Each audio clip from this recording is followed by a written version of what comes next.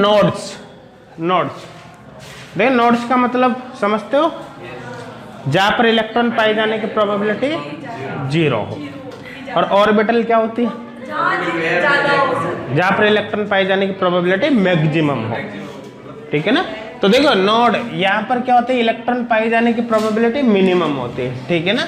देखो मतलब 0 होती है, लगभग कितने होती है? 0। देखो probability, probability to find the electrons, electrons is 0। जबकि ऑर्बिटल, ये तो हो गया नोड, इसको तो क्या बोलेंगे? नोड, ठीक है ना। और अगर अपन ऑर्बिटल की बात करें तो इलेक्ट्रॉन पाए जाने की प्रोबेबिलिटी क्या होती है? मैक्सिमम होती है। तो ये भी लिख देता हूं मैं, देखो probability, probability to find the electrons, electrons is maximum, maximum. तो इसको क्या बोलते हैं? ऑर्बिटल, ऑर्बिटल, ठीक है ना। अब देखो नोड्स की बात करें तो भाई नोड्स अलग अलग टाइप के होते हैं। जैसे अपन बात करें types of node, types of node, तो देखो सबसे पहले अपन इसमें लेते हैं फर्स्ट नोडल पॉइंट। ए कर देता हूं, नोडल पॉइंट। देखो पॉइंट मतलब सब जानते ही हो क्या होता है, ठीक है ना। देखो नोडल पॉइंट, यदि किसी पॉइंट के एलोंग, ध्यान देना, यदि किसी पॉइंट के एलोंग इलेक्ट्रॉन पाई जाने की प्रोबेबिलिटी 0 हो तो उसको बोलते हैं नोडल पॉइंट। मतलब ऑर्बिटल में प्रेजेंट वह पॉइंट जहां पर इलेक्ट्रॉन पाए जाने की, मतलब स्पेस में प्रेजेंट वह पॉइंट जहां पर इलेक्ट्रॉन पाए जाने की प्रोबेबिलिटी 0 हो, उसको बोलते हैं नोडल पॉइंट। अब देखो एस ऑर्बिटल कैसे होते हैं? स्फेरिकल होते हैं ना। एस ऑर्बिटल स्फेरिकल होते हैं, जैसे एक बॉल हो गई। अब ये बॉल है तो इस बॉल के सरफेस पर कई तो इलेक्ट्रॉन होगा, तो क्या इस बॉल पर कोई ऐसा पॉइंट आएगा जहां पर इलेक्ट्रॉन पाए जाने की प्रोबेबिलिटी 0 है? नहीं आएगा, क्योंकि इलेक्ट्रॉन, क्योंकि S orbital just like ball, और उस बॉल के सरफेस पर इलेक्ट्रॉन कहीं पर भी हो सकता है। इसका मतलब एस ऑर्बिटल के अंदर नोडल पॉइंट नहीं होता। समझ में आ रहा है ना। तो देखो एस ऑर्बिटल, एस ऑर्बिटल की बात करें तो इसमें नोडल पॉइंट होता है क्या? नहीं होता। तो देखो number of nodal point, nodal point equal कितना होगा? 0 होगा। एस ऑर्बिटल के अंदर कोई नोडल पॉइंट नहीं होता। फिर देखो हम बात करें जैसे पी ऑर्बिटल के, देखो पी ऑर्बिटल डंबल शेप होते ही नहीं होते। जब पी ऑर्बिटल डंबल शेप होंगे तो देखो दोनों डंबल होगी, वो कहां पर आकर मिलते हैं? न्यूक्लियस के सेंटर पर। जैसे देखो कोई सा भी पी ऑर्बिटल्स हमने लिया, P orbitals, P orbital, P orbital dumbbell shape होते हैं ना इस तरह से, एक तरफ प्लस एक तरफ माइनस। ये जो दोनों लूप है, पालिया है, ये एक्चुअली न्यूक्लियस के सेंटर पर आकर मिलते हैं। यहाँ पर ये कहां पर आकर मिलते हैं? न्यूक्लियस के सेंटर पे। देखो न्यूक्लियस के सेंटर पर इलेक्ट्रॉन पाए जाने की प्रोबेबिलिटी कितनी है? 0। सेंटर पर थोड़ी होगा इलेक्ट्रॉन। इसका मतलब इनमें तो पॉइंट बन गया ना जहां पर इलेक्ट्रॉन पाए जाने की प्रोबेबिलिटी 0। अब देखो पी ऑर्बिटल डंबल शेप है, D orbital double dumbbell shape है। एफ की बात करेंगे तो डंबल और बढ़ जाएगा, लेकिन जो भी है डंबल शेप आ गया तो सारी लूप्स होगी वो एक पॉइंट पर ही तो आकर मिलेगी। तो अगर मैं पी, डी और एफ ऑर्बिटल की बात करूं तो प्रत्येक के अंदर एक नोडल पॉइंट प्रेजेंट होगा। प्रत्येक के अंदर क्या होगा? एक नोडल पॉइंट। तो ये हो गया भाई नोडल पॉइंट, नोडल पॉइंट। कोई डाउट है क्या किसी को? है ना, ये क्या हो गया? Nodal point. तो देखिए यहां पर मैं डायरेक्ट लिख देता हूं, in case of P, D and F orbitals, F orbitals, देखो one nodal point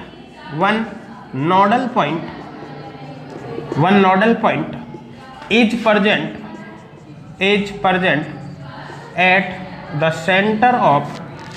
at the center of है ना lobes, at the center of lobes। Clear? lobes, center of lobes का मतलब समझ में आ गया ना, मतलब जहां पर ये आकर मिलती है उस जगह पर, ठीक है। तो इन case of P, D and F orbital one nodal point is present at the centre of lobes. Centre of lobes की जगह बिटवीन लॉब्स कर लो ना, बिटवीन लॉब्स, है ना। सेंटर ऑफ लॉब तो अलग हो जाएगा ना, बिटवीन लॉब्स।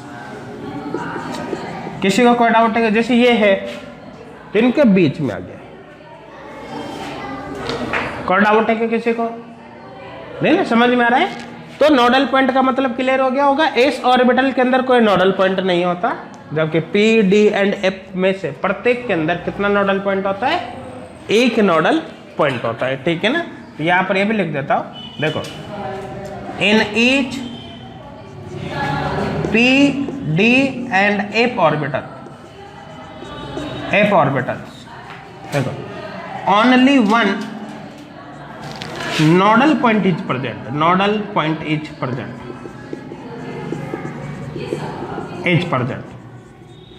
ठीक है। तो in each P D and F orbital only one nodal point is present. देखो, प्रत्येक P D and F orbital में केवल एक नोडल पॉइंट होता है, क्योंकि सेंटर तो एक ही बनेगा ना, सेंटर तो क्या होगा? एक ही बनेगा, एक से ज्यादा नहीं हो सकता। ये समझ में आ रहा है सबको? ये लिख रखा है सबने, ऊपर वाला लिख रखा है ना।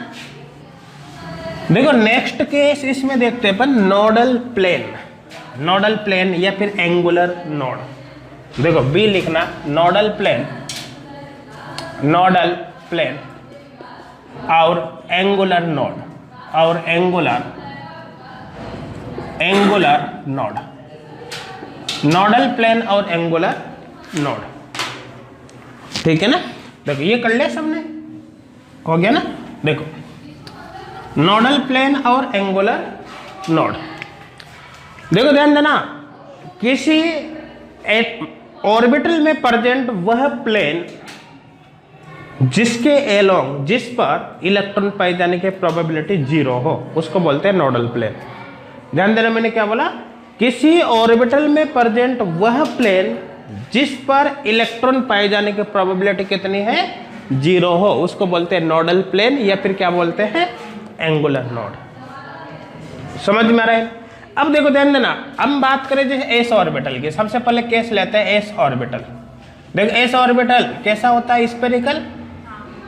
भाई अभी एक स्फीयर है, देखो ये एक स्फीयर है जस्ट लाइक बॉल, इस बॉल पर, ये बॉल हो गई एस ऑर्बिटल।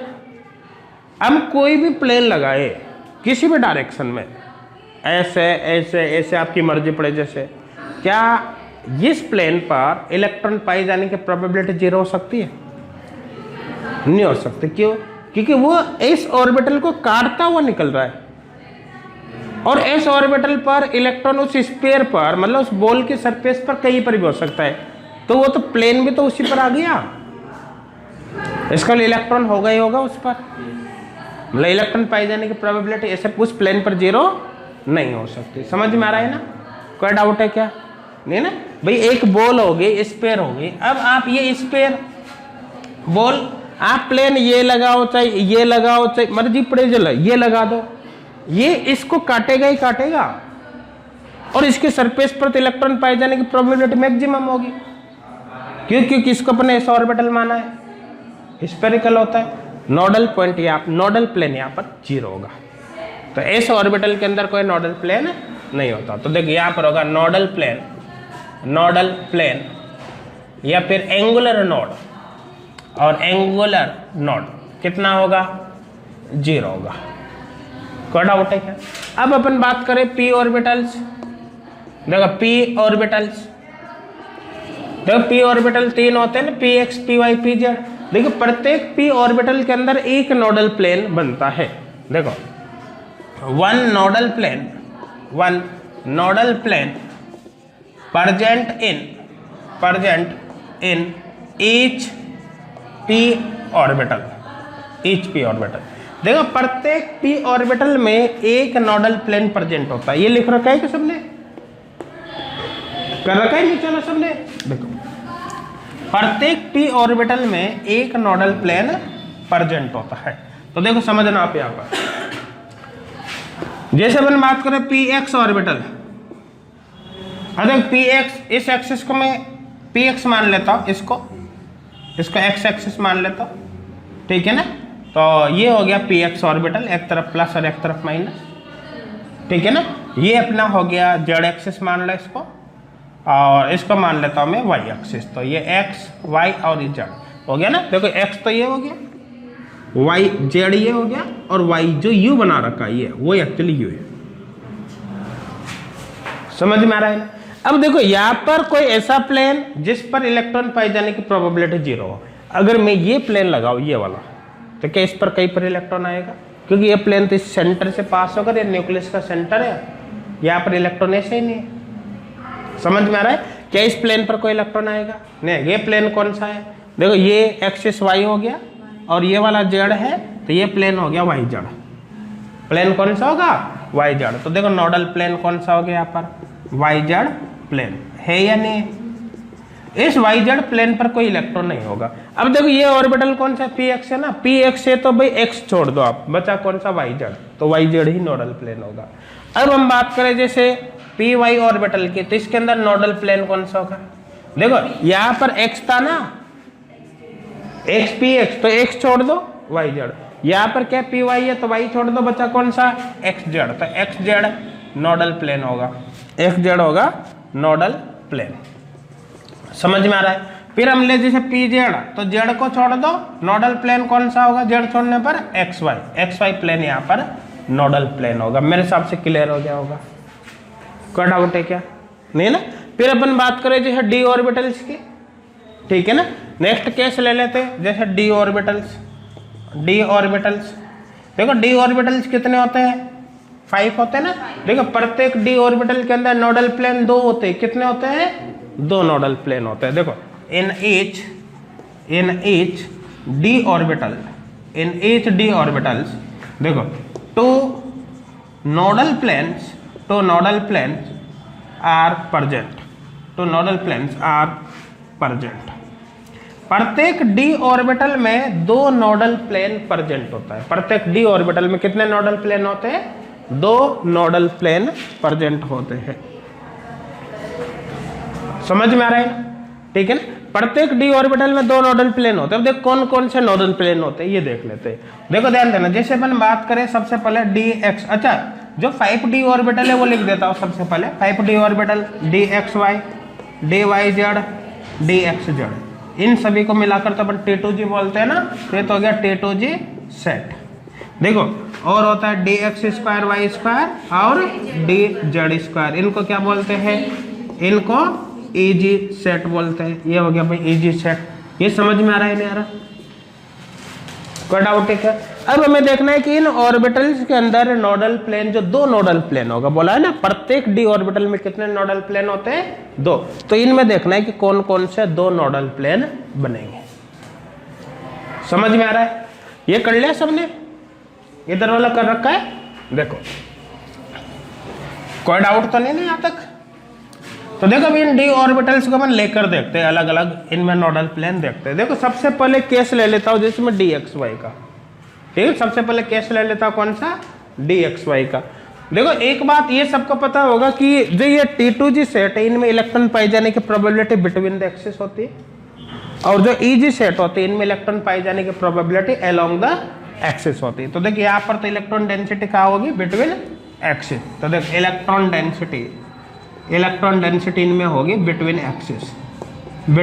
एक्सिस। और अगर इनकी बात करें तो इलेक्ट्रॉन डेंसिटी कहाँ पर होगी? Along the axis. देखिए इलेक्ट्रॉन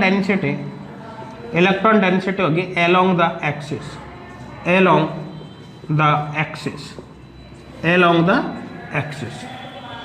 ये समझ में आ रहा है नहीं आ रहा? कोई डाउट है क्या किसी को? नहीं ना।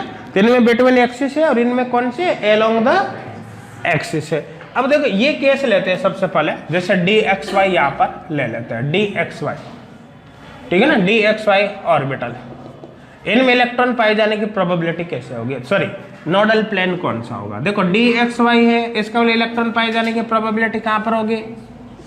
x और y एक्सिस के बीच में। तो इसको हमने मान लिया x एक्सिस, इसको मान लेते y एक्सिस, इनके बीच इलेक्ट्रॉन पाए जाने की प्रोबेबिलिटी है, मतलब ये बना देते हैं। देखो ये प्लस प्लस और ये माइनस माइनस, ऐसे होता है d ऑर्बिटल। समझ में आ रहा है ना? अब देखो इलेक्ट्रॉन पाए जाने की प्रोबेबिलिटी 0 कहाँ पर होगी? कौन से प्लेन पर होगी? तो देखो ये x है, ये y है, तो z एक्सिस ये हो जाएगा ना, ये होगा नहीं होगा? ये z एक्सिस हो गया इधर वाला, भाई किसी को भी मान सकते हैं अपन, इसको एक्सिस को मान ले तो जेड ये हो जाएगा। अब ये जेड एक्सिस है और मैं प्लेन ये लगा रहा हूं, ये तो देखो जेड ये हो गया ना, ये प्लेन लगा रहा है। इस प्लेन पर क्या कोई इलेक्ट्रॉन आएगा? नहीं आएगा, नहीं इलेक्ट्रॉन। तो ये प्लेन कौन सा हो गया? देखो ये तो जेड और ये वाई, तो कौन सा प्लेन हो गया? ये वाई जेड प्लेन हो गया ना। तो देखो नोडल प्लेन कौन सा हुआ? वाई जेड हो गया।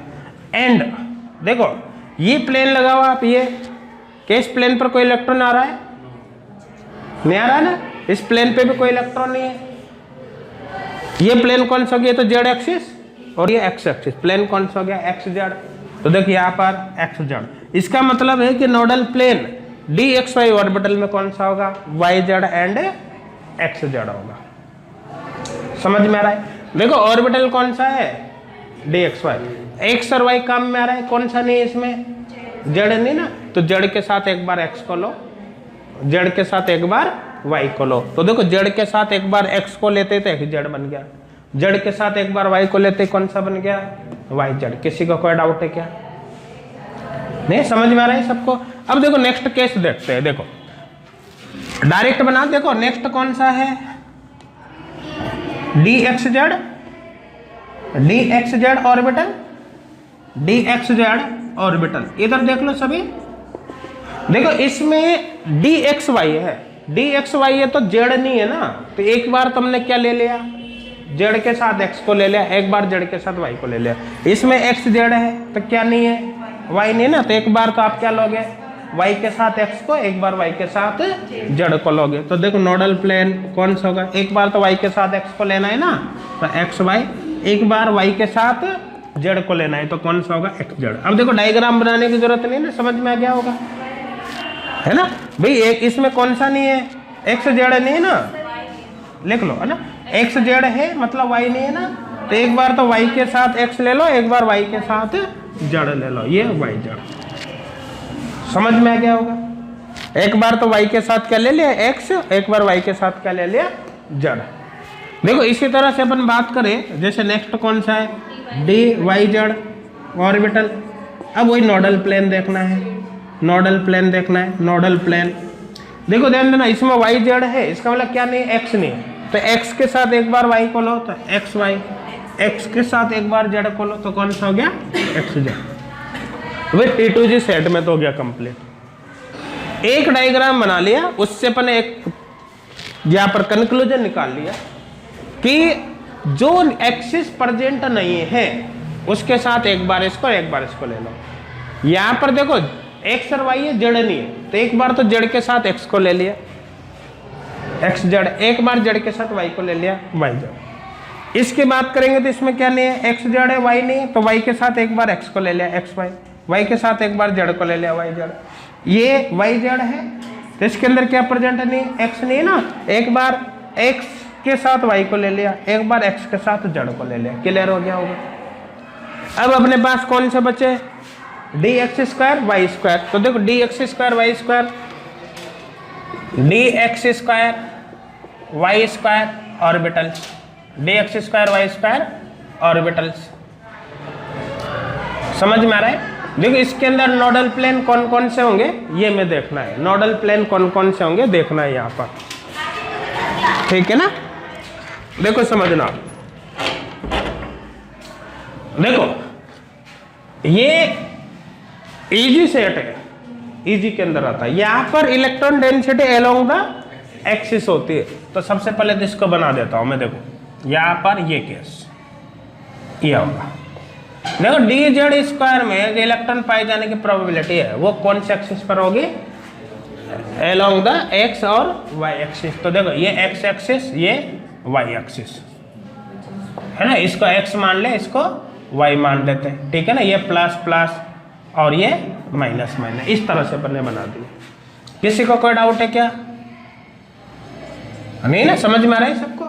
अब देखो इसमें नोडल प्लेन, देखो ये नोडल प्लेन दिख रहा है और ये नोडल प्लेन। देखो यहाँ पर एक्सिस पे नहीं है, एक्सिस पर तो ऑर्बिटल है, तो यहाँ पर जो नोडल प्लेन बन रहा है वो बिटवीन द एक्सिस बन रहा है। तो देखो एक तो नोडल प्लेन ये बनेगा, ये एक नोडल प्लेन ये बनेगा, ये दो नोडल प्लेन है। देखो नोडल प्लेन, नोडल प्लेन, हो गया ना।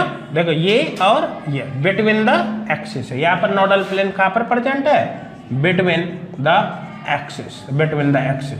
तो नोडल प्लेन इसके अंदर, एक्सिस वाले नोडल प्लेन तो नहीं इसमें, लेकिन नोडल प्लेन की बात करेंगे तो दो नोडल प्लेन आते गए, बिटवीन द एक्सिस है। एलोंग द एक्सिस तो बेटा ऑर्बिटल है ना, एलोंग द एक्सिस तो क्या आ गया, ऑर्बिटल आ गया।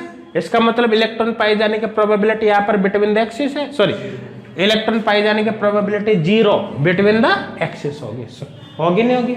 इसलिए नोडल प्लेन यहाँ पर कहाँ पर बन रहा है, बिटवीन द एक्सिस। कोई डाउट है क्या? तो दो नोडल प्लेन हो गए ना यहाँ पर भी। अब कौन सा बचा, D Z square. D Z square में देखते हैं नोडल प्लेन कौन सा होगा, ठीक है ना। डी जेड स्क्वायर में भी देख लेते हैं, एक बार चेक कर लेते हैं नोडल प्लेन है या नहीं है। देखो D Z square, D Z square, ठीक है ना। देखो D Z square orbital, D Z square orbital, देखो इसके बारे में सब जानते हो ना। देखो इसमें क्या होती है, एक तो रिंग होती है इस तरह से, यहां पर बना रहा हूं मैं, ये रिंग समझ में आ रहा है ना। इस रिंग के ऊपर और नीचे की तरफ ये पाले हो गए, ये प्लस प्लस, ये रिंग पर हो गया माइनस माइनस। ये प्लस माइनस बनाते ये क्या है, वेव फंक्शन है ना। ये पॉजिटिव नेगेटिव चार्ज नहीं होते बल्कि क्या होते हैं, वेव फंक्शंस होते हैं, ठीक है ना। ये जेड एक्सिस हो गया। अब यहां से ये अपन ने कर दिया जैसे एक्स एक्सिस, और इसका मान लेते हैं वाई एक्सिस, ये वाई हो गया, ये हो गया डी जेड स्क्वायर। देखो यहाँ पर क्या होता है कि ये इस तरह का केस है, देखो समझना, ये इस तरह का केस है। जैसे ये रिंग, इसका आप मान लो, इधर समझ लो, ये रिंग हो गई गोला, ये हो गया ना रिंग। इसको एक पाइप मान लो आप, जैसे अपन पानी का जो पाइप आता है ना, वाटर का पाइप, उसको आपने क्या किया कि मोड़कर इस तरह से, जैसे ये पाइप हो गया, ये है नहीं, इस तरह का केस बनाओ। देखो मैं यहाँ पर ये इस तरह का केस है, देखो थोड़ा सा मैं आपको मॉडल से समझाता हूँ। देखो ये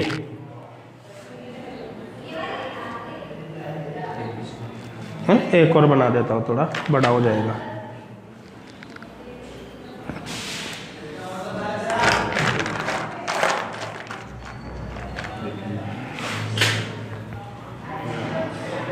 देखो ये रिंग हो गई बीच में, ये तो दिल बन गया ना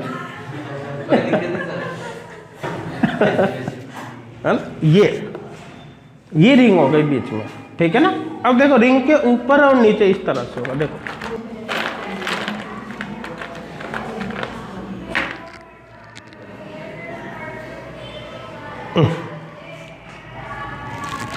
देखो ये इस तरह का केस है। देखो डी जेड स्क्वायर की अपन बात कर रहे हैं ना, ये ऑर्बिटल कौन सा है, डी जेड स्क्वायर अपन यहाँ पर बनाए। तो यहाँ पर क्या है कि इस तरह का केस है, ये दो पालियाँ, ये हो गई एक तो डंबल, और ये जो डंबल है ना इस रिंग के ऊपर नीचे, तो ये रिंग एक्चुअली इस तरह से ये रिंग हो गया ना।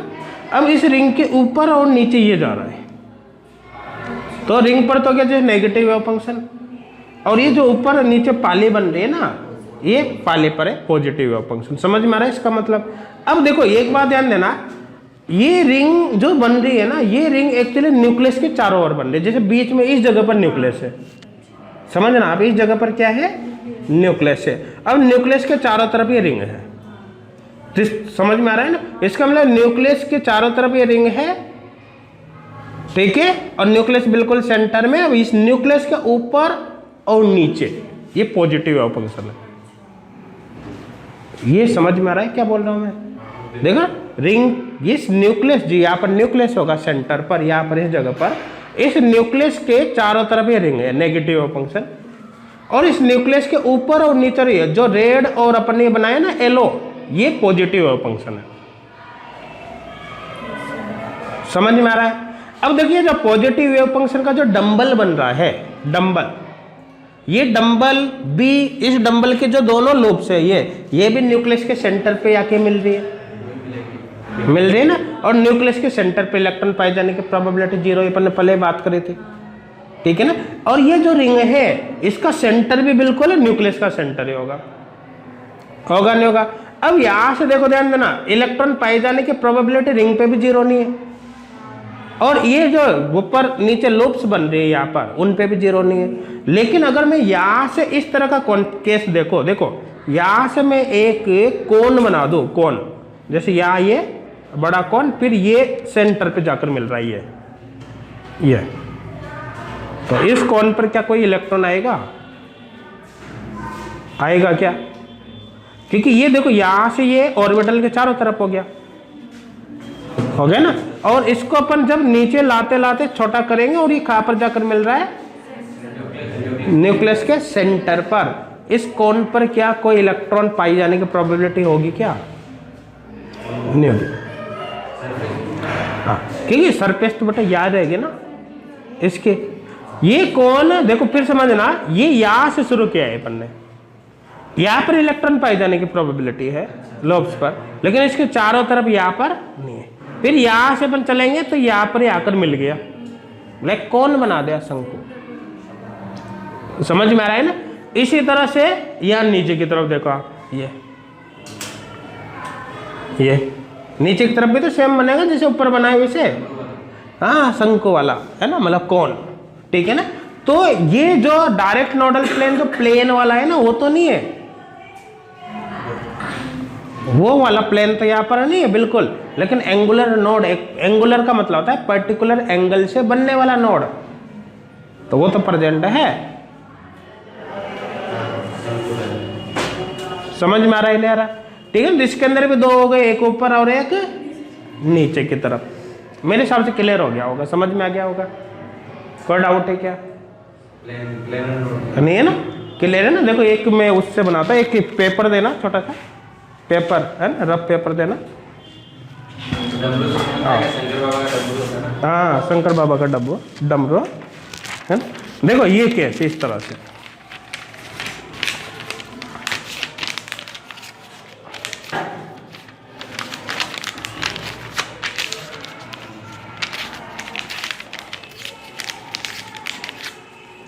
देखो ये कैसे,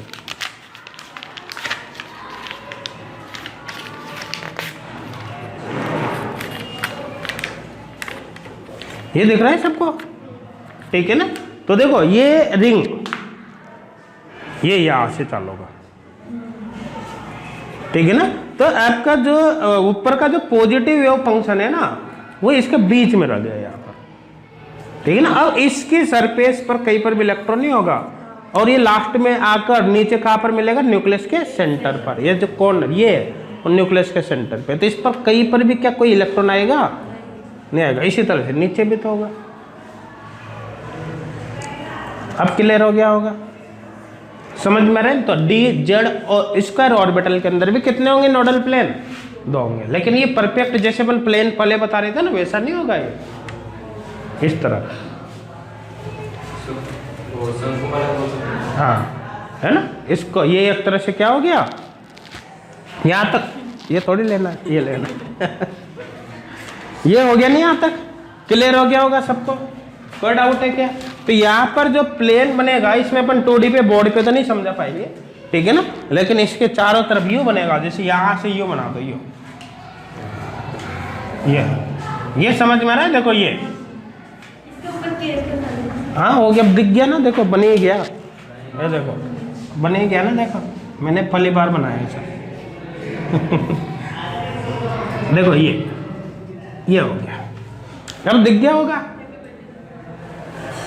डमरू बन गया ना देखो ये है, ये नोडल प्लेन है, नोडल प्लेन या फिर एंगुलर नोड और एंगुलर नोड, एंगुलर नोड। तो ये से कितने यहाँ पर? दो हो गए ना, इसके ऊपर और नीचे। तो देखो अब क्लियर हो गया होगा कि डी ऑर्बिटल्स में, प्रत्येक डी ऑर्बिटल के अंदर नोडल प्लेन कितने होते हैं? प्रत्येक डी ऑर्बिटल में दो नोडल प्लेन या फिर एंगुलर नोड होते हैं। क्लियर हो गया होगा सबको? किसी को कोई डाउट है क्या? नहीं, इसको नोट कर लो कंप्लीट, पहले कर लिया सबने? किसी को डाउट है क्या? नहीं ना, समझ में आ रहा है ना। तो ये जो नोडल प्लेन है ना, नॉर्मल नहीं है ऐसे जैसे बाकी में बनाए ना, इस तरह से, इस तरह से नहीं। एक्चुअली क्या है, नोडल प्लेन ही है, एंगुलर नोड ही है, लेकिन ये कि कोनिकल है, देखा जाए तो कोनिकल प्लास्ट तो देखा होगा ना सबने, कौन से कोनिकल नोडल प्लेन, ऐसे लिख लो ना ताकि आपको डाउट नहीं रहेगा। कोनिकल नोडल प्लेन, तो इसके अंदर कितने, 2 कोनिकल नोडल प्लेन होता है। ये कर लिया ना सबने, हो गया।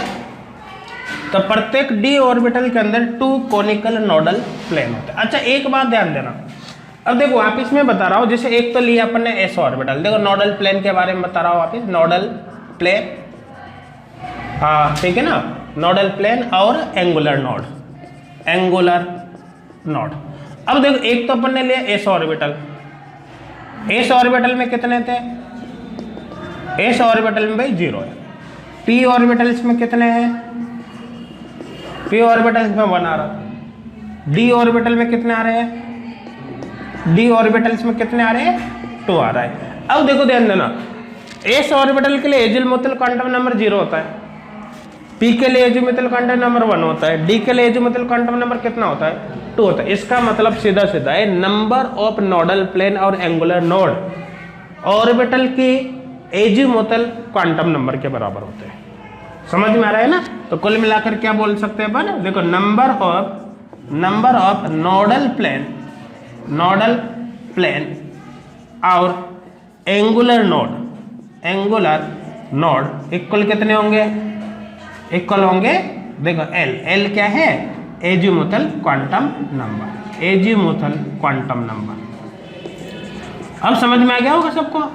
तो देखो अब आपसे पूछ ले जाए f ऑर्बिटल में कितने होंगे भाई, f के लिए एजिमुथल क्वांटम नंबर कितने, 3 है, तो इसका मतलब वहां पर एंगुलर नोड कितने बन जाएंगे, 3 बन जाएंगे। समझ में आ रहा है। तो देखो S P D F इस तरह से कर ले। अब यहाँ पर अपन ले देखो एजिमुथल क्वांटम नंबर L की वैल्यू, S के लिए 0 1 2 3। अब अपन बात करें देखो नोडल प्लेन या एंगुलर नोड, तो S के लिए जितनी L की वैल्यू होगी ना उतने ही होंगे, तो कितने होंगे, 0 1 2 और 3। अब क्लियर हो गया होगा ना, कोई डाउट है क्या, नहीं है ना। देखो नेक्स्ट केस है रेडियल नोड, देखो नेक्स्ट है radial node, see radial node और सरफेशियल नोड और nodal surface. Then radial node और सरफेशियल नोड और नोडल सरफेस, ठीक है ना। देखो इस टाइप के जो नोड होते हैं वो एक पर्टिकुलर रेडियस के अलोंग बनते हैं, पर्टिकुलर रेडियस के अलोंग बनते हैं, ठीक है ना। तो देखो ये बनते हैं along the particular axis, particular radius. देखिए इसका क्या मतलब होता है अभी बात करेंगे अपन, अलोंग द पर्टिकुलर रेडियस। ये कर लेंगे सबने, ये कर रखा है ना, किसी को कोई डाउट तो नहीं यहाँ तक, समझ में आ रहा है सबको। देखो रेडियल नोड पर्टिकुलर रेडियस के अलोंग बनते हैं। देखो नंबर ऑफ रेडियल नोड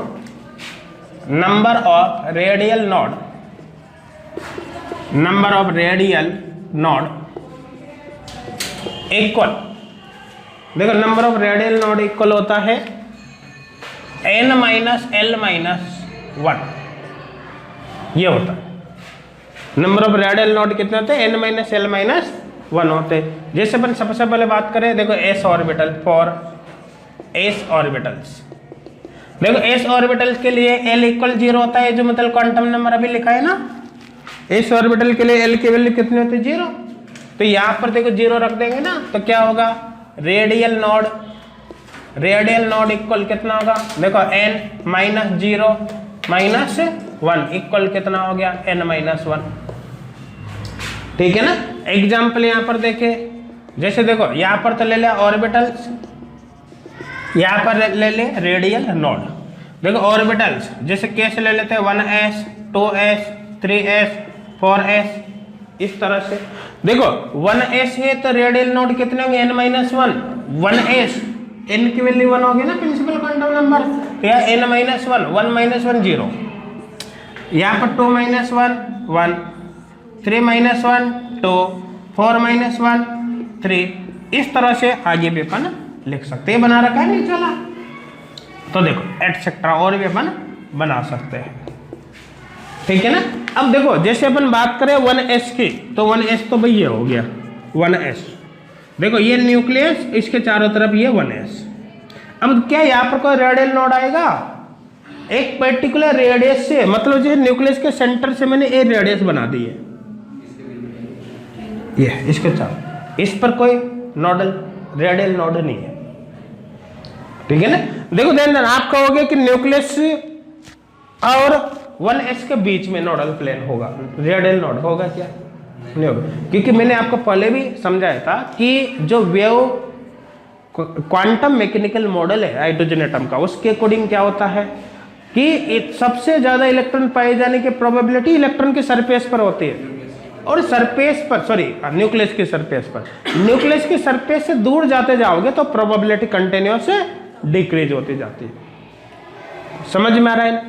तो भाई यहां से यहां तक बीच में कोई ऐसी जगह नहीं जहां पर इलेक्ट्रॉन पाए जाने की प्रोबेबिलिटी 0 हो, तो इसके अंदर नोडल रेडियल नोड कितने होंगे, रेडियल नोड इक्वल 0, 1s के अंदर 0 हो गया। अब अपन बात करें जैसे 2s, देखो 2s, तो 2s ही हो गया, देखिए न्यूक्लियस, ये 1s और ये 2s, 1s 2s। अब आपको क्या है कि न्यूक्लियस से 2s तक जाना है, तो 1s और 2s के बीच में रेडियल नोड बनेगा, ठीक है ना। तो यहां पर बना रेडियल नोड, तो कितना बना, 1s 2s के बीच में एक ही बनाना, तो रेडियल नोड इक्वल कितना हो गया, 1 हो गया। जैसे अपन बात करें 3s की, ठीक है ना, तो 3s, तो न्यूक्लियस से आप 3s बना दो, देखिए 1s 2s और 3s, 1s 2s 3s। तो देखो यहां से जब आप न्यूक्लियस से 3s तक पहुंचोगे तो कितने रेडियल नोड बीच में पड़ेंगे, रेडियल नोड देखो एक तो पड़ेगा 1s 2s के बीच में ये, और एक पड़ेगा 2s 3s के बीच में, कितने आए 2 आ गए ना, तो यहां पर होंगे रेडियल नोड इक्वल 2। कोई डाउट है क्या, नहीं समझ में आ रहा है सबको। अब देखो इसी प्रकार से कोई सा भी हो सकता है, जैसे मान लो आपने 10s ले लिया, तो 10s ले लिया तो भाई कितना होगा, n-1 कर दो, 10-1 9 हो जाएगा, ठीक है ना। अपन बात करते हैं p ऑर्बिटल्स के, देखो for p orbitals, for p orbitals, ठीक है ना। देखो p ऑर्बिटल्स के केस में रेडियल नोड कितने होंगे, p ऑर्बिटल्स के केस में रेडियल नोड कितने होंगे, देखो रेडियल नोड इक्वल वही n-1। देखो p के लिए l कितना है, p ऑर्बिटल्स के लिए l इक्वल 1 है या नहीं, तो यहाँ पर 1 रखेंगे तो radial node equal n-1 to n-2 होगा, नहीं होगा। तो देखो यहाँ पर ले लेते जैसे p ऑर्बिटल्स, यहाँ पर ले लेते जैसे p ऑर्बिटल्स, और यहाँ पर ले लेते जैसे रेडियल नोड ये, ठीक है ना। तो देख p ऑर्बिटल जैसे 2p 3p 4p, भाई 1p तो होगा ही नहीं, 2 से शुरू होगा ना, तो देखो यहाँ पर 5p, इस तरह से अपन चलेंगे। कट आउट है क्या, नहीं है ना। तो देखो सब जब 2p की बात करेंगे तो पहला है फर्स्ट, यहाँ पर कितना 2-2, क्योंकि रेडियल नोट n-2 है ना, तो 2-2 इक्वल 0। इसके बाद के 3-2 1, फिर 4-2 2, 5-2 3। तो देखो यहाँ पर ये केस हो गया, जैसे अपन बात करें 2p 3p 4p इस तरह से, तो जो रेडियल नोड बनेंगे वो पहला नोड तो बनेगा भाई 2p 3p के बीच, दूसरा बनेगा 3p और 4p के बीच में, समझ में आ रहा है ना। ये इनका जैसे अपन एस ऑर्बिटल की वापस बात करते हैं, देखो इनमें होता क्या है रेडियल नोड में, जैसे बोल लिए अपन ने, 2 बोल लिए, 2, एक तो क्या है छोटी बॉल है और एक है बड़ी बॉल। अब अपन ने क्या किया, बड़ी बॉल के अंदर छोटे बॉल को डाल दिया कैसे भी करके, देखो समझना आप क्या बोल रहा हूं मैं, बड़ी बॉल के अंदर अपन ने छोटी बॉल को डाल दिया, छोटी बॉल 1s हो गई, बड़ी बॉल 2s हो गई, और छोटी बॉल के सेंटर पर न्यूक्लियस है। अब आपको न्यूक्लियस से बड़ी बॉल की सरफेस तक जाना है, तो देखो न्यूक्लियस से जब आप छोटी बॉल तक जाओगे तो इलेक्ट्रॉन पाए जाने की प्रोबेबिलिटी कहीं पर भी 0 नहीं है, क्योंकि 1s हो गया। लेकिन जब आप 1s मतलब छोटी बॉल से बड़ी बॉल के सरफेस तक जाओगे तो दोनों बॉल के बीच का जो स्पेस है ना, वही रेडियल नोड है। समझ में आ गया होगा, क्लियर है ना। तो इसी तरह से यहाँ पर क्या हो गया, p ऑर्बिटल के बीच में हो गया, जैसे वहां पर s के बीच में था, यहाँ पर किसके बीच में हो गया, p ऑर्बिटल्स के बीच में। ये कर लिया सबने इधर वाला, कर रखा है ना। देखो नेक्स्ट केस ले लेते हैं, यहीं पर लिख देता हूं नेक्स्ट केस। देखो d orbitals, for d orbitals, for d orbitals, ठीक है ना। देखो d ऑर्बिटल्स की बात करें तो d ऑर्बिटल्स के लिए l इक्वल टू होता है ना। तो देखो यहाँ पर radial node equal n minus l के स्थान पर अब कितना रखू, 2 रखूंगा ना, तो n minus 2 minus 1 equal n minus 3 होगा, नहीं होगा। तो यहाँ पर ऑर्बिटल्स ले लेते हैं भाई, ऑर्बिटल्स कौन सा, d ऑर्बिटल्स, यहाँ पर रेडियल नोड, ठीक है ना। देखो इसके लिए भी बना देते हैं, जैसे यहाँ पर हो गया 1D 2D तो नहीं होता ना, तो कहाँ से स्टार्ट होगा, 3D से। तो 3D 4D 5D 6D ये यहाँ पर अपन ले लेते हैं इसको। देखो अब देखो 3D के लिए देखोगे तो रेडियल नोड 3 माइनस 3 0, फिर 4D के लिए देखोगे तो 4 माइनस 3 1, इसी तरह से यहाँ पर 2 यहाँ पर 3 हो जाएगा। कोई डाउट है क्या, ठीक है, समझ में आ रहा है सबको। ये कर रखा है कि सबने, ये कर लिया। देखिए इसी में चेंज कर देता for f orbitals, f orbitals, f के लिए l कितना होता है, f के लिए l इक्वल 3 होता है। तो यहाँ पर अब 3 रखेंगे ना, तो देखो रेडियल नोड होगा n minus 3 minus 1 n minus 4, यही होगा ना। अब f कहाँ से स्टार्ट होता है, 1f 2f 3f तो होता नहीं, 4 से होता है ना। तो सबसे पहले यहाँ पर आएगा देखो 4f 5f 6f इस तरह से, तो 4f 5f 6f 7f इस तरह से, ये हो गया f ऑर्बिटल्स। देखो रेडियल नोड देखो 4f के अंदर 4 माइनस 4 0, 5f में 4 माइनस 1 4 5 माइनस 4 इक्वल 1, इसी तरह से यहाँ पर 6 माइनस 4 इक्वल 2, इसी तरह से यहाँ पर 3 हो जाएगा। तो रेडियल नोड या सरफेशियल नोड की बात करें तो फॉर्मूला आपको डायरेक्ट ये काम में लेना है, n minus l minus 1। Angular node की बात करें या नोडल प्लेन की बात करें तो सीधा एजीमुथल क्वांटम नंबर के बराबर होता है। अब बचा कौन सा, नोडल पॉइंट। भाई नोडल पॉइंट s ऑर्बिटल में नहीं होता, बाकी सभी में एक होता है, चाहे कोई सा भी, p हो चाहे d हो चाहे f हो, सभी में डंबल शेप स्ट्रक्चर से बनती है। बस डंबल की संख्या बढ़ती जाती है और सारे डंबल आकर मिलते तो सेंटर पे ही है, इसलिए सभी के अंदर नोडल पॉइंट कितना होता है, 1 होता है। नोडल प्लेन या एंगुलर नोड की बात करें तो कितना होता है, एजीमुथल क्वांटम नंबर के बराबर, s में 0, p में 1, d में 2, f में 3। बात करें रेडियल नोड या सरफेशियल नोड की तो इनकी संख्या कितने होते हैं, n minus l minus 1। s की बात करेंगे तो n माइनस 1 हो गया, p की बात करेंगे तो n माइनस 2, d की बात करेंगे तो n माइनस 3, f की बात करेंगे तो n माइनस 4 हो गया। कोई डाउट है क्या, है ना, कर लो इसको कंप्लीट नोट पहले। हाँ ये कर रखा है ना सबने, कर रखा है नोट। प्रॉब्लम शीट 5th के क्वेश्चन नंबर कौन कौन से करने हैं, है ना। प्रॉब्लम शीट 5th, देखो प्रॉब्लम शीट 5th के क्वेश्चन नंबर 4 5 6 करो जल्दी से इनको। हाँ कर लिए सबने,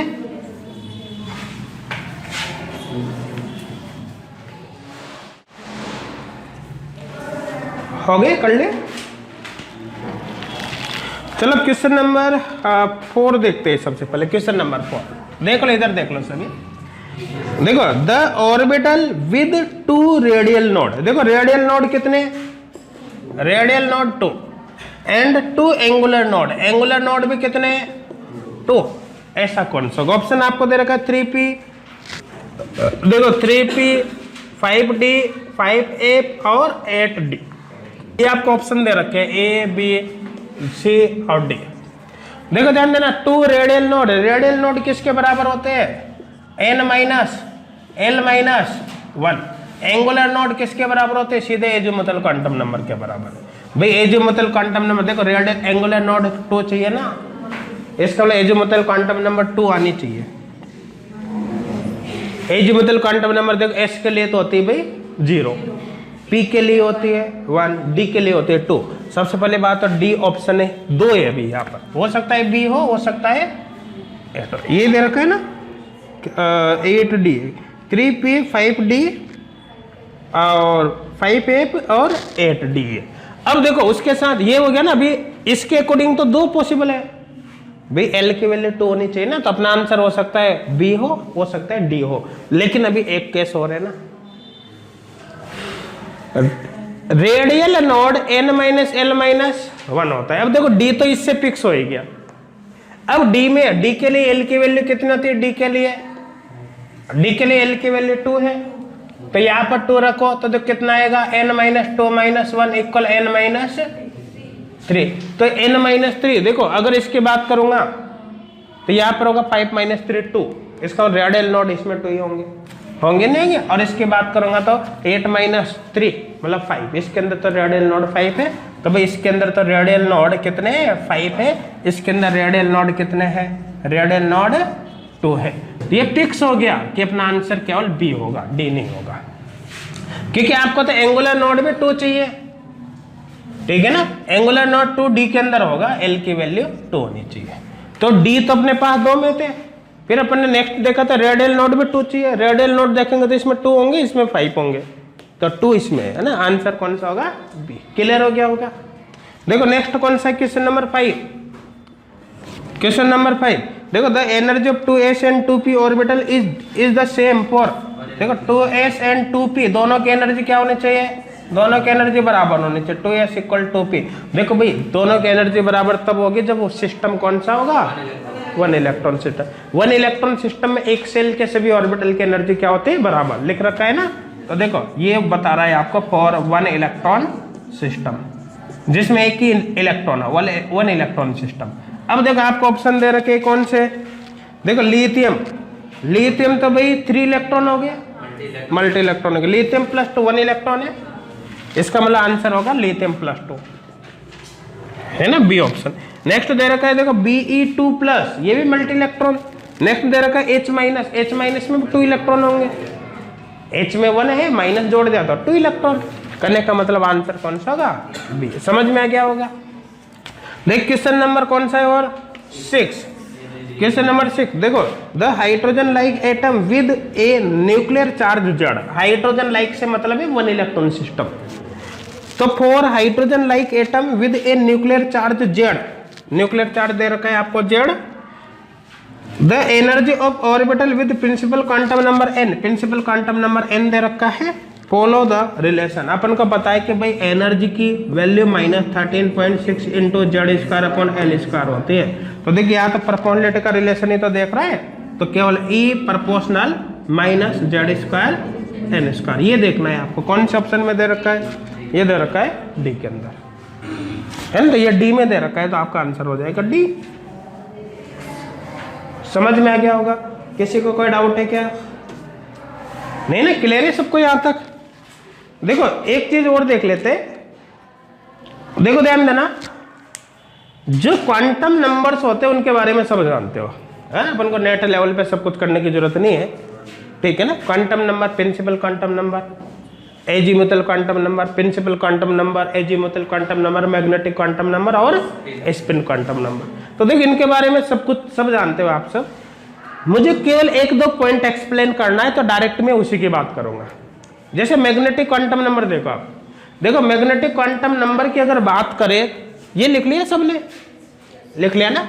देखो हेडिंग डालना आप सीधा ही magnetic quantum number, magnetic quantum number, ठीक है ना। जहां पर कंफ्यूजन हो सकता है ना, केवल उसकी बात करेंगे, बाकी सब पता है आपको क्या होता है क्या नहीं होता।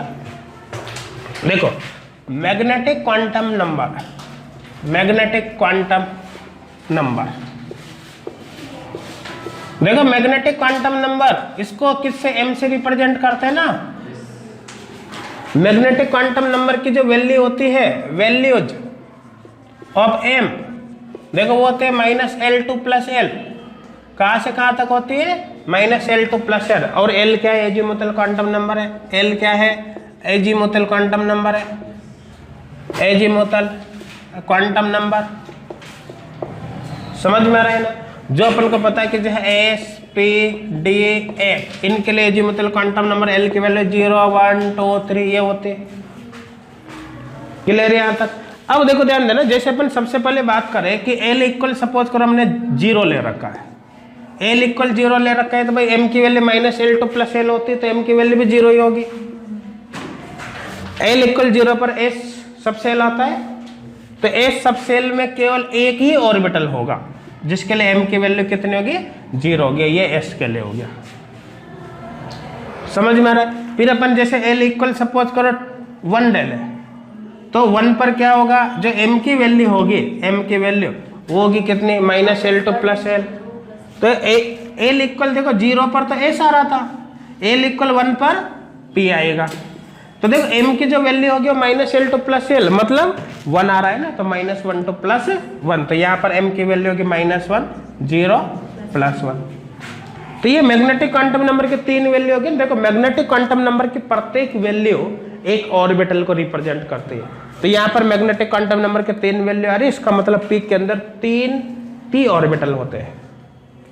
p सब सेल में 3 होते हैं, px py pz, पता है नहीं सबको, तो उनको इस तरह से रिप्रेजेंट करेंगे। देखो यहाँ पर ये केस है, ये ठीक है ना। तो देखो यहाँ पर मैं बना रहा हूँ इनको जैसे px pz py।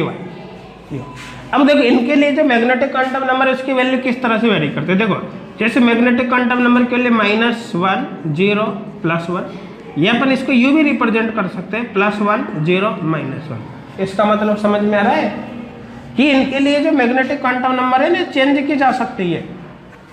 हाँ px के लिए -1 भी ले सकते हो, +1 भी ले सकते हो, py के लिए +1 या -1 प्लस चेंज की जा सकते हैं ना, मतलब ये अनडिफाइंड होती है।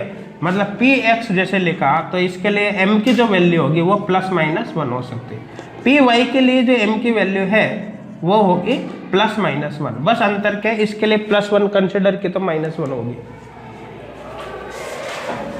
समझ में आ रहा है? इसका मतलब क्या होता है कि ऑर्बिटल्स के लिए, इन ऑर्बिटल्स के लिए p जो मैग्नेटिक क्वांटम नंबर है वो अनडिफाइंड होता है। अनडिफाइंड मतलब फिक्स नहीं है, ठीक है ना। तो देखो so value of magnetic quantum number या value of m for orbitals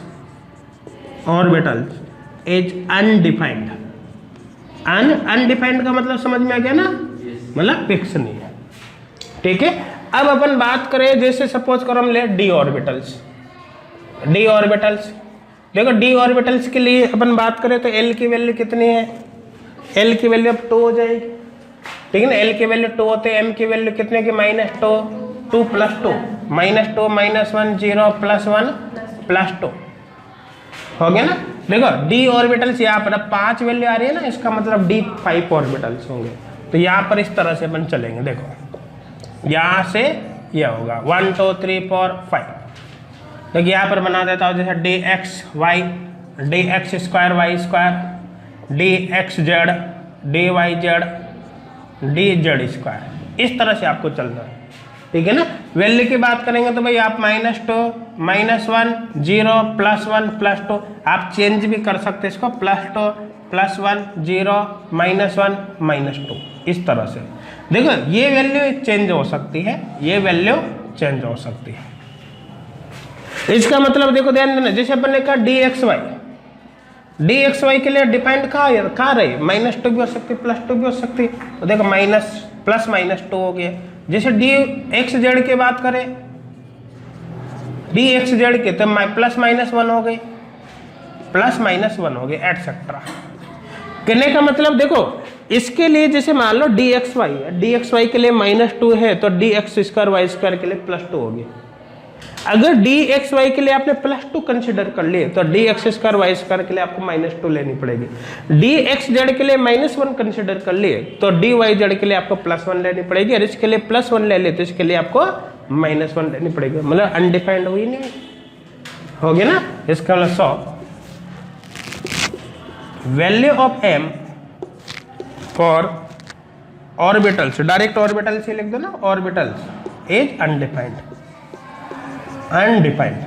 देखो अगर s ऑर्बिटल की बात करोगे तो s ऑर्बिटल के लिए तो डिफाइंड है, क्योंकि वो तो एक ही है ना, तो वहां तो 0 ही रहेगी। उसके लिए फिक्स है, लेकिन एस के अतिरिक्त बाकी के लिए फिक्स नहीं है। कोई डाउट हो गया? डाउट है क्या तक? नहीं है ना? समझ में आ रहा है?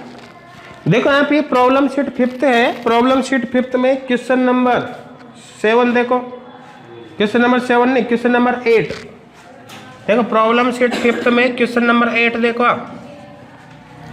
देख क्वेश्चन नंबर 8 क्या दे रखा है? The value of magnetic quantum number of A P x orbital. देखो ध्यान देना, पी एक्स ऑर्बिटल के लिए आपको किसकी वैल्यू चाहिए? मैग्नेटिक क्वांटम नंबर की। ऑप्शन दे रखा है -1, 0, +1, अनडिफाइंड। आंसर क्या आएगा भाई? अनडिफाइंड। फिक्स थोड़ी है, नहीं है ना? देखो ये सब नेट के क्वेश्चन है, क्लियर यहाँ तक? अच्छा क्वेश्चन नंबर 7 में देख लो साथ में इसका। क्वेश्चन नंबर 7 देख, क्वेश्चन नंबर 7 क्या है? When a hydrogen atom is placed in an electric field along the y axis. देखो ध्यान देना, इलेक्ट्रिक फील्ड अप्लाई किया है। इलेक्ट्रिक फील्ड किसके अलोंग? देखो अलोंग द वाई एक्सिस।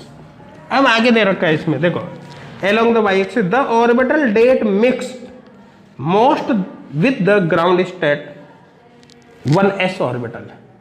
देखो ध्यान देना, जैसे ये हो गया, ये 1s है। अब यहाँ पर अपन ने लिया p, तो p के अंदर कितने होंगे भाई? ये p है, जैसे 1s और यहाँ पर 2s हो गया और यहाँ पर 2p ले लिया। 2p के अंदर px, py और pz 3 होते हैं ना। अब आपने इलेक्ट्रिक फील्ड लगा दिया y एक्सिस के अलोंग द y एक्सिस। तो देखो जैसे आप अब इलेक्ट्रिक फील्ड y एक्सिस के अलोंग लगाओगे तो यहाँ पर ग्राउंड स्टेट 1s के साथ px, py, pz में से कौन सा ऑर्बिटल सबसे ज्यादा मिक्स होगा? कौन सा होगा जिसकी एनर्जी सबसे कम होगी? भाई नॉर्मली सबकी एनर्जी तो बराबर होती है px, py, pz की, लेकिन अगर मिक्सिंग की बात करें इलेक्ट्रिक फील्ड लगाओगे तो देखो ध्यान देना, y एक्सिस के अलोंग लगाया ना इलेक्ट्रिक फील्ड। इसका मतलब है कि जिस p ऑर्बिटल के अंदर y करेक्टर है उसका स्टेबलाइजेशन सबसे ज्यादा होगा। इलेक्ट्रिक फील्ड आपने कौन से एक्सिस के अलोंग लगाया? y एक्सिस के अलोंग। तो जिस p ऑर्बिटल में y करेक्टर ज्यादा है उसका स्टेबलाइजेशन सबसे ज्यादा होगा, मतलब वो 1s के पास में आ जाएगा एनर्जी के टर्म में देखे तो। इसका लो उसकी मिक्सिंग ज्यादा होगी नहीं होगी? अगर मान लो आप इलेक्ट्रिक फील्ड z एक्सिस के अलोंग लगाते तो जिसके अंदर z करेक्टर है उसका स्टेबलाइजेशन ज्यादा होता, मतलब उसकी मिक्सिंग ज्यादा होती 1s के साथ। अगर आपने x एक्सिस के अलोंग इलेक्ट्रिक फील्ड लगाया होता तो फिर px की मिक्सिंग होती। अभी कौन से एक्सिस के अलोंग लगा रहे हो इलेक्ट्रिक फील्ड? y एक्सिस के अलोंग। इसका मतलब ये हुआ कि जो py ऑर्बिटल है वो सबसे ज्यादा मिक्स होगा ग्राउंड स्टेट के साथ, ठीक है? तो आपको ऑप्शन इसी तरह से दे रखा है। क्वेश्चन दोबारा मैं पढ़ देता हूं, देखो 7वां क्या है? When an hydrogen atom is placed in an electric field along the y-axis, the orbital date mix most with ground state 1s orbital। जब हम हाइड्रोजन एटम को y एक्सिस के अलोंग इलेक्ट्रिक फील्ड लगाकर उसमें रखते हैं तो कौन सा orbital, p orbital, ground state 1s के साथ सबसे ज्यादा मिक्स होता है? भाई y एक्सिस के अलोंग लगाया ना, तो जिसमें y करेक्टर है उसकी मिक्सिंग होगी। तो ऑप्शन आपको दे रखे, देखो 2s, 2px, 2py, 2px दो बार है कि इसमें नहीं, एक जेड होगा ना, 2s, 2px, 2py और d को कर लेना 2pz कर लेना। तो आंसर कौन सा होगा? 2py। अगर मान लो बोलता x एक्सिस के अलोंग लगाए तो कौन सा होता? x होता। z एक्सिस के अलोंग लगाते तो कौन सा था? 2pz होता। क्लियर हो गया होगा? किसी को कोई डाउट है क्या? तो यहाँ पर आंसर कौन सा होगा? 2py, ये आंसर होगा 1s के साथ। क्लियर हो गया होगा? किसी को कोई डाउट है क्या? नहीं ना? चलो कल करते हैं यहाँ से आगे।